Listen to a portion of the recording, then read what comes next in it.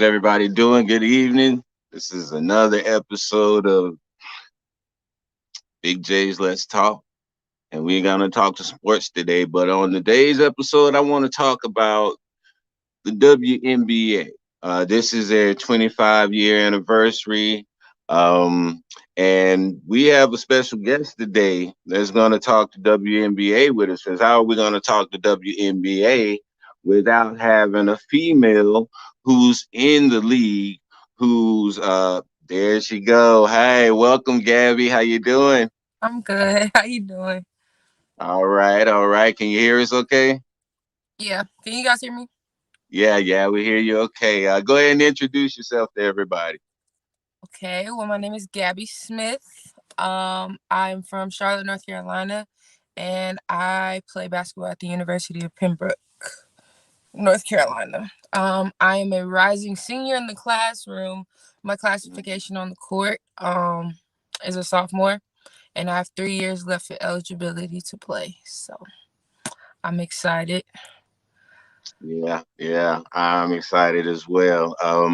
So just go in. First thing I want to talk about is, you've led teams to championships. You've played at a high level. You understand what it means to play under heavy pressure and come clutch. So how was it for you going through this pandemic season?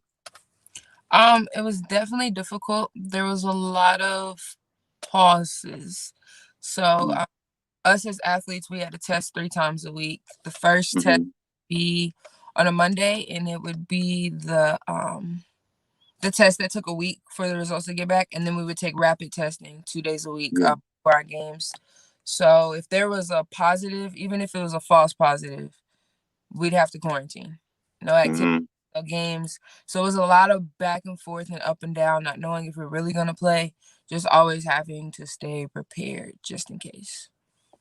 Well, the games that I saw, you guys, you seem to pull it together pretty well under the circumstances, and coming trying to keep that chemistry together and having a game forfeited here and there, and trying to, like you said, staying prepared. That's a difficult challenge, but it's a testament to what you women can do in the league, because there's a whole lot of comparison, especially when it comes to the WNBA and the NBA. And we've even had, people to say things like lower the rim for the females, which is unnecessary to me. What do you think about that comment? For what? I question for what? Um, I feel like women are just as capable to do. I mean, you have Lisa Leslie lower the rims for us to dunk. She's dunking on 11 feet. They're Absolutely. for Brittany Griner. Yeah, like women are very capable of doing the same thing men are. And I think that perception of us, like, is very manipulated. And I feel like that's the difference between also the fan base between women's and men's basketball as well.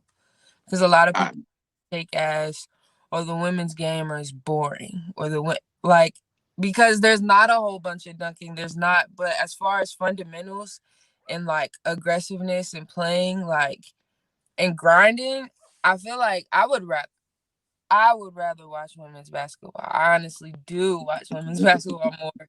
And maybe that's biased because I am a woman, but I just feel like there's so much that you can learn from watching women play mhm. that's not really distracted by the oohs and the ahs of the game.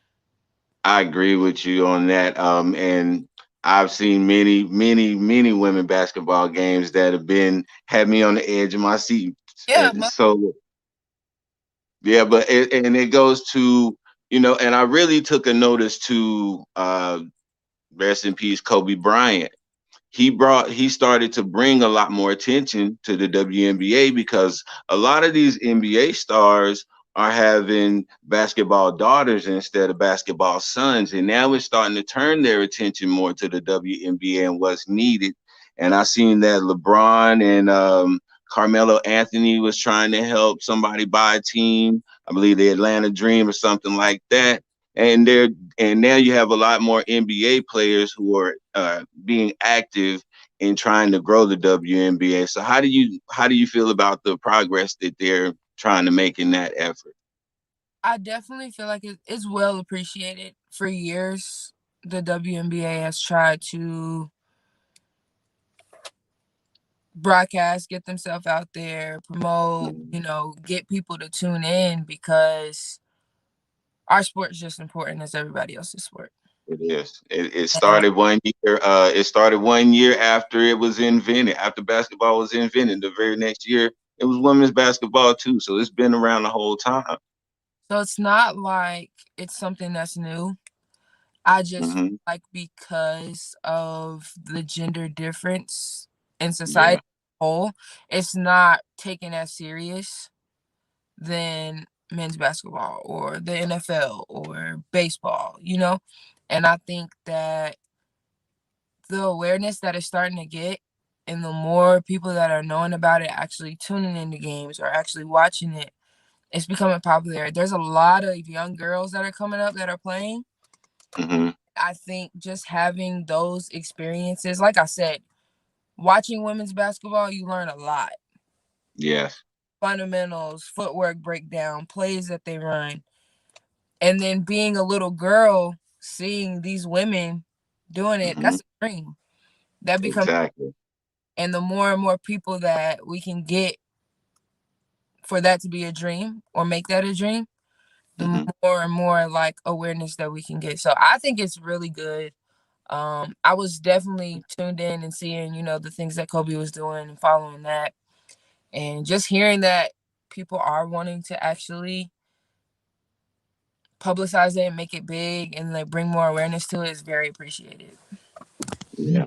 Yeah. We definitely have a lot of ground to cover as far as getting that awareness out because, like I said, it's a different level of excitement to watch women's basketball because you see all of the technical stuff that goes into it, and a lot of times the guys in the NBA, they'll get away with certain things just off of the level of athleticism that they have, so and so they get away with little sloppy things, but y'all have to be more on point and y'all be a lot tighter with y'all game and overall.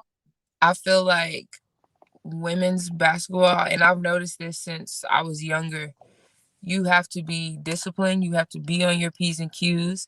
It's not robotic, but it's very technical, like you said, Yeah, down to yeah, a knee drive on a layup for keeping balance, down to how to square your shoulders, down to how to maneuver through people. I mean, most women can't just jump out the gym and jump over people. So now exactly. work on moves. Now we got to get counter moves if they figure that out. Now that you bringing attention to yourself, and like me, they double team me a lot. So now I got to Hmm. moves for that or learn IQ so that I know who to pitch it out to and how to move and all that stuff like that. So it's very, very technical. You have to be very, very disciplined and locked in at like all times. Well, you've done a great job. There's a lot of people that are supporting you. There's a lot of people that know your game. They know what you bring to the table. So coming into a new program and having to prove yourself all over, how was that transition for you? Um, it was different. When I first came in, because my freshman year I was very confident. I'm not gonna say I wasn't Hmm. confident when I transferred, but my freshman Yeah, year I was like, yeah, I'm coming in, I'm starting, I'm taking spots, I don't care. yeah. And I did so, but this time around, when you're coming onto a new team, not as a freshman, like kind of just thrown in the midst of things, especially I transferred in the middle of the season. So Yeah, I was there like when they were halfway through their season. Um, so it was kind of like I eased into a situation, but I have a natural leadership role and kind of a mhm, respect. Um, I don't feel like it was hard, but I definitely like took baby steps yeah, be who I am for the program now. Cause I didn't want to just come in and jump in and start, talking to people and, telling people what to do as far as court wise and like on the court, not knowing them, not knowing their program. So it really just took me kind of taking a back seat, which I'm not used to. Mm-hmm. I took a back seat and just kind of evaluated everybody, got to know people on a deeper level, got to know my coaches more. I have a really good relationship with all of my coaches. I could That's really important. talk to them for hours about any and everything. So Mm-hmm. um, I think really just me taking that back seat and building with everybody on the team individually and like collectively, it's allowed me to be who I am for the team, and I have some type of respect. I see that, and it goes to show in your character and stuff like that. And in previous episodes, we've talked a lot, and always harp on having rapport with your coaches. That's a real important thing, is to build that rapport with your team, because if they respect you, then they're going to give you their all. So we're on the same page with that. Now, we have Markrina. She says she don't know much about the women, but she's listening. And we thank you for this. Is exactly what this episode is for, Markrina, so we can bring attention to the women's league, because we're missing out on a lot of great basketball. We're missing out on some legendary stuff, and it's all because it's not getting the attention that it needs. So I hope we're doing a little justice right here with this little episode that we're doing right now. And I want to kind of switch gears a little bit, because, with LaMelo Ball and how he's uh, just changed the league and giving people the option now that they can go to the G League instead of going through college. And now you have a lot more people who's going the G League route. What do you think about that, as I, opposed to going college route? I personally feel like college is a very good opportunity, um, Hmm. especially for the maturity part, because when you think about the game in basketball, it's not just your skill, your capability, what you can do on the court. It's also about your mental as well. Yeah, So I feel like jumping from high school and going straight into like the G League, or, you know, just taking off from high school and going to the NBA, that can be rocky and very difficult, especially for a hmm, rookie mentally wise, because you're not fully developed, or the maturity absolutely. discipline that is at the highest level. Like we're talking about, that's the highest level. Hmm. So if you got an 18-year-old, 19-year-old trying to go straight from high school to the highest level, that's a huge different jump. And Yes. you know, the comment touched on it. Yeah. Um, just seeing that, you know, just my teammates in general that I deal with, because, I could be the mama bear of the team too. A lot of people come Hmm. talk to me about stuff, and it's just seeing how much people go through and change within those 4 years, and Yeah. including myself, how much I've changed from my first semester of college to now. It's completely different. I feel like that opportunity to grow and figure out yourself is very needed, because you could grow up too fast or get in a situation where you have no idea what's going on around you, and Yes. oh, I just want to play. I want to go to the league. I want to hoop. And it's Hmm. way more deeper than just playing basketball.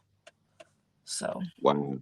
Wow. And thank you for that insight, because this is what a lot of people don't really get to consider when they think about women's basketball and the obstacles that you guys have to go through, things like that. yeah. So I commend you, and I commend all of the ladies for the just the strength and the endurance that you have to go through this. I see how Allen Iverson used to have to battle through so much adversity and stuff like that. And I attribute every single one of you to that type of battle. Yeah. Because You I also will say, being a part of a professional team, a collegiate team, a team in general, that is your job know? Hmm. day in and day out. And I don't think that, I feel like it's necessary. Like I was saying about college, I feel like it's necessary because we have schedules made for us. We got to be at this time by this time. We got class. We got our personal lives to deal with. We got traveling. We're missing class. Still trying to have to make up that. I don't know what the rumor is, but professors nowadays, they don't care no more. There's no thing like any other student as if you were in class every day like everybody else. So it's a lot of things that you have to have on your plate and be able to deal with mentally to be able to perform the way that you need. Because like I said, you can't just show up. You got to put in extra hours in the gym. You got to spend overtime when nobody's there, even in the building. You got to be in the gym. You got to be working. You got to be doing your homework. You have, so it's just like so many things that I feel like is necessary to prepare you, because professionals, they don't just wake up, work out, play a game, go home, live their best life. It's Yeah. simple. It's never Mhm. been that simple. So I think, like I said, I just think going through that process and really like growing and learning the ins and outs, because it makes you a better person at the end of the day. Like a Mhm. lot of athletes will say, if it wasn't for the sport that I play, I wouldn't be who I am today. And that statement shouldn't be taken lightly, because Yeah. it molds you and shapes you into being responsible, teaches you time management. It teaches you how to handle yourself and be able to take care of responsibility, because it's not just you. You got a team, and then you got other people that are paying money for you to contribute and bring to their business. It's a business. Yeah. Okay, Mary, 9 Days says, Mary Ferdinand was a friend of mine. We used to play basketball at the park together. Oh, wow. Okay, well, you know, I like I said, this is the 25-year anniversary of the WNBA. I was looking at some research, and I was looking at like the Lisa Leslie's and the Candace Parkers, Brittany Grinders, and now we have this the draft that just had, and you got the first pick was Charlie Collier. Do you know anything about her? Have you been kind of looking at the draft any? No, but the reason I got excited is because this girl that we played for the same AAU team organization. Her name is Mm-hmm. Aya Caldwell. She was just drafted. So that made me like, Really?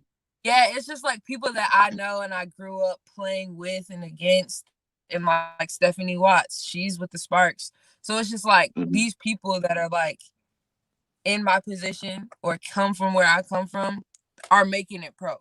It's the ones that we Yeah. expected to, of course, but it's just really cool to see that stuff. So like this year's draft was definitely like interesting for me. I was excited for it. Really? I mean, I can pretty much see you in that mix pretty soon yourself. I definitely do see it because, like you said, it's exciting to see people that you played up against and you come up with go to that next level. And I know somewhere inside you, you like, I'll be there soon. Y'all been